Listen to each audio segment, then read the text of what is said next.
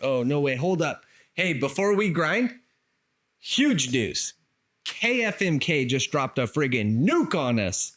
The KSAG5 is going to be available in less than 2 weeks. Oh, yeah. Designed by sharpeners, built by KFMK. This thing, if you want 17.25 degrees, boom, lock it in. You're guaranteed. Oh, man, I'm so excited. Make sure you mark your calendars. Less than 2 weeks. This will be available here in the USA. Now, our star of the show, this is super cool. When I first saw this, I was like, I got to get my hands on this one. This is a Sardinian Skinner custom. Go ahead, go look online. You're not going to find it. This is dang near one of a kind in the maker. He's no longer making knives. My client gave me full license to do whatever I want with it. And guess what? Oh yeah, I'm going all out. All right, let's grind. But here it is. Here it is. The Sardinian Skinner Custom. I just love working on knives that get used. And this knife has 20 years of skinning deer, hogs, you name it. And this knife has a really cool backstory. My client went on a trip to the Mediterranean and he met a knife maker in Sardinia and he contracted him to make him this Skinner. Sardinia, as you know, is an island, a lot of salt water. And this particular blade, before I talk about that, I asked my client what kind of knife steel this was and he wasn't sure, but he said he may still have contact information for the knife maker. Well, after talking to a couple people, they finally connected, and we heard back that this was made out of 440C. This was 440C in the early 2000s was considered the gold standard for high-end stainless. Lining up, original scratch pattern.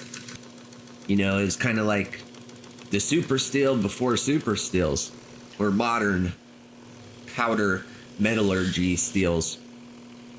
A lot of knives were done with a mirror finish during this era. And yeah, you can get some really nice looking knives out of this steel. 440C is a high carbon steel with roughly 17% chromium.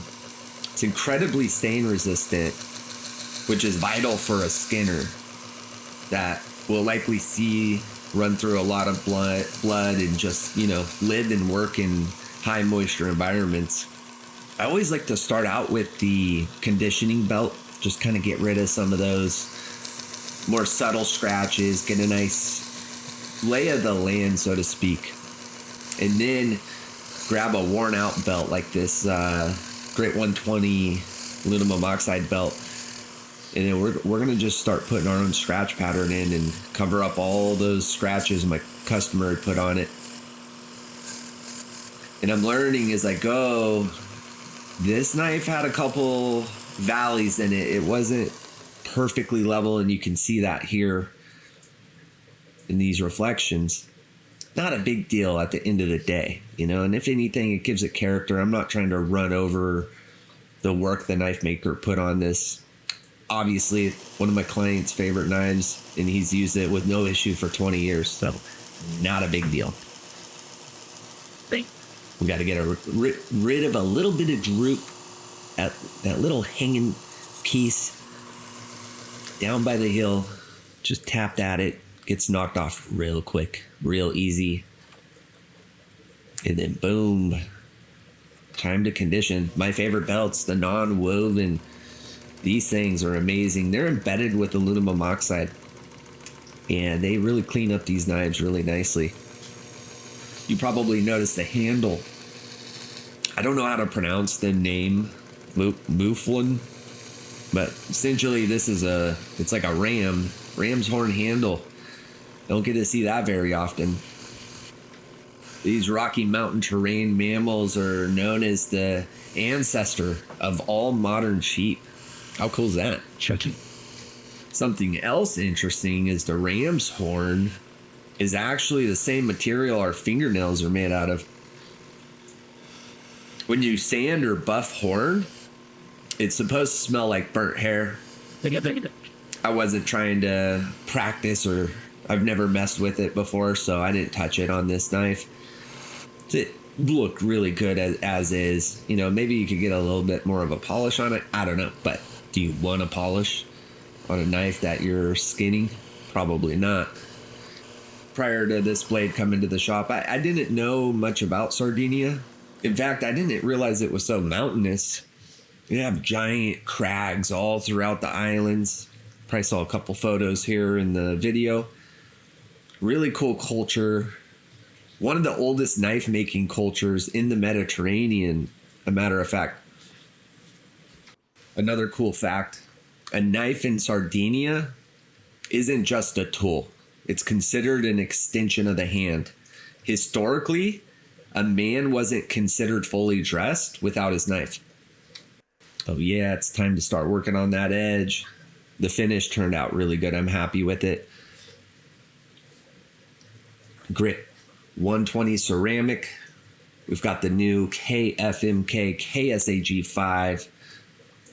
The best 1x30 angle guide ever. This thing was designed by sharpeners, built by KFMK, and 10 of them arrived in my shop last night. There's an entire pallet of them arriving at Amazon any second.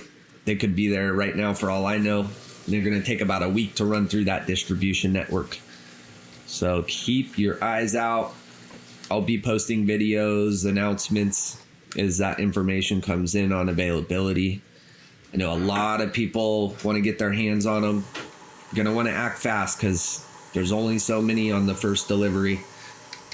But they'll keep them coming. 440C is easy to work with. I enjoy it. This is this ceramic belts just rip right through. Really easy. This is edge leading. And we're just going to work that apex on the lower grip belt. Doesn't take long at all. It's a rather thin blade. It's a high performance geometry they have on this type of knife. When you hold it, it really just, like I said earlier, it's an extension of your hand, and it feels like it. Such an honor to be able to work on a knife made by a gunsmith knife maker on the other side of the planet 20 years ago. And then, you know, how many hunts this knife's been on and how much work it's been doing, and here it is. I get the opportunity to work on it. How special is that? Just an absolute honor when someone reaches out to me via email or gives me a call and, you know, has enough trust to mail me knives and work on them, you know, for over a week. This man's going to be without his knives for 3 weeks roughly, between mail and the time it takes me to get through all the blades. All right, we've got the apex. It's time to start honing. This is Grit 600 structured aluminum oxide. It can handle this 440C no problem. And what we're doing here, we're just going to start tightening up that scratch pattern. Boom, using our Sharpie to just double check that angle, make sure it's perfect. I reduced the angle just slightly, about 0.2 of a degree. I started at 18.2 and I dropped down to 18. I go a little steeper on these hard working knives, especially if it's not a super steel.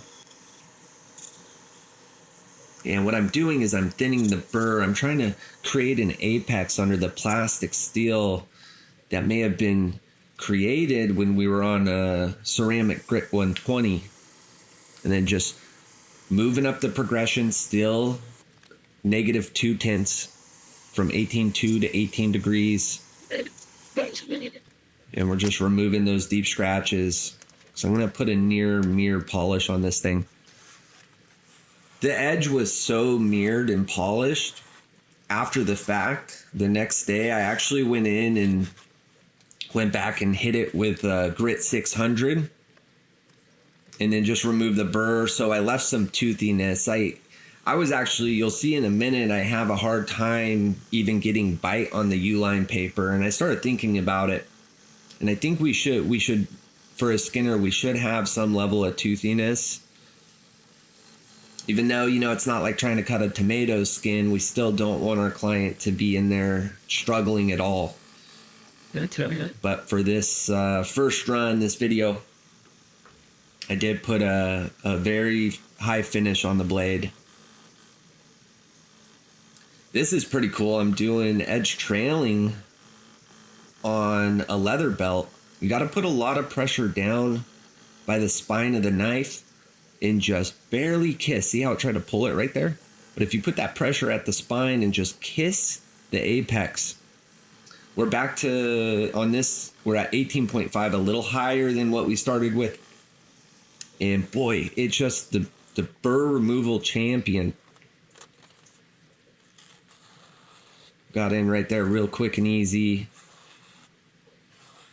I mean, it's sharp. I think it's at the very end of the video you'll see where there's a moment during a cut where I can't really dig into the paper that well, and that's when I started rethinking everything about this. Like right there too. Having a hard time getting in there because it's just so smooth.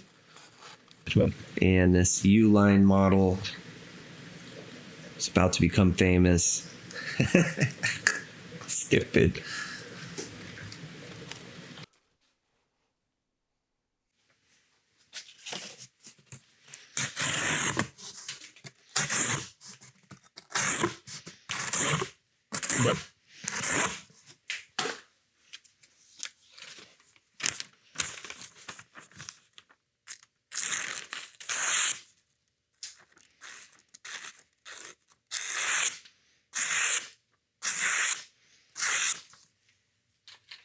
One of a kind knife, Sardinian skinner. My client's very lucky to own this thing.